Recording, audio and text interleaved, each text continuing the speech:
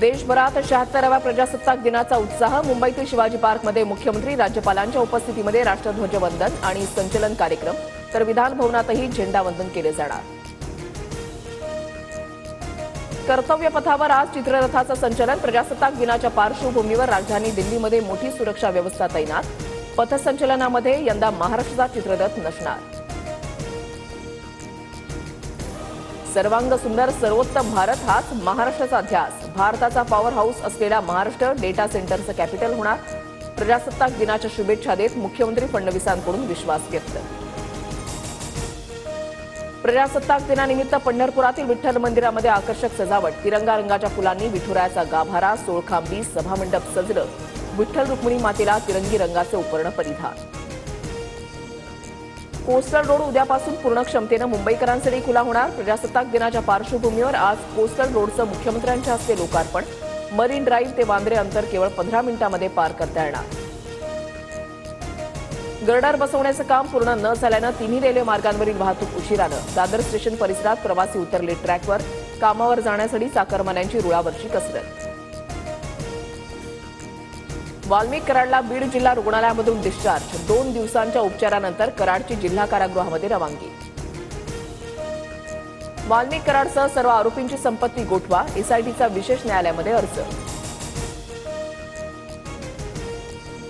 बीड हत्या प्रकरणातील जनआक्रोश मोर्चामध्ये फूट पडल्याचं चित्र। मुंबईमध्ये असूनही सुरेश धस मोर्चाला अनुपस्थित। सुरेश धस जितेंद्र आव्हाडांवर नाराज। मराठा आरक्षणासाठी मनोज जरांगेंचं पुन्हा उपोषण सुरू। अंबडचे तहसीलदार विजय चव्हाण यांच्याकडून जरांगेंना उपोषण मागे घेण्याची विनंती। शरद पवारांचे पुढील 4 दिवसांचे सर्व कार्यक्रम तब्येतीच्या कारणास्तव रद्द। शरद पवार सिल्वर ओक निवासस्थानी विश्रांती घेणार। छावा चित्रपटातील छत्रपती संभाजी महाराजांचे लेझिम गाण्यावर असणारे आक्षेपार्ह सीन हटवा। दिग्दर्शक लक्ष्मण उतेकरांना उदयनराजेंच्या सूचना। दिग्दर्शक उतेकरांकडून सीन हटवण्याची ग्वाही। अभिनेत्री ममता कुलकर्णी महामंडलेश्वर होण्यावरून वाद। ममता कुलकर्णीच्या किन्नर आखाडा दीक्षेला हिमांगी सखी यांचा विरोध। लक्ष्मीनारायण त्रिपाठींकडून मात्र ममता कुलकर्णीच्या दीक्षेचं समर्थन। केंद्र सरकारकडून पद्म पुरस्कार जाहीर। मारुती चितमपल्ली यांचा पद्मश्री पुरस्कारानं सन्मान। विलास डांगरे, भैरोसिंग चौहान यांनाही पद्मश्री पुरस्कार जाहीर। माजी मुख्यमंत्री मरणोत्तर पद्मभूषण पुरस्कार जाहीर। प्रजासत्ताक दिनाच्या पूर्वसंध्येला पुरस्कारांची घोषणा।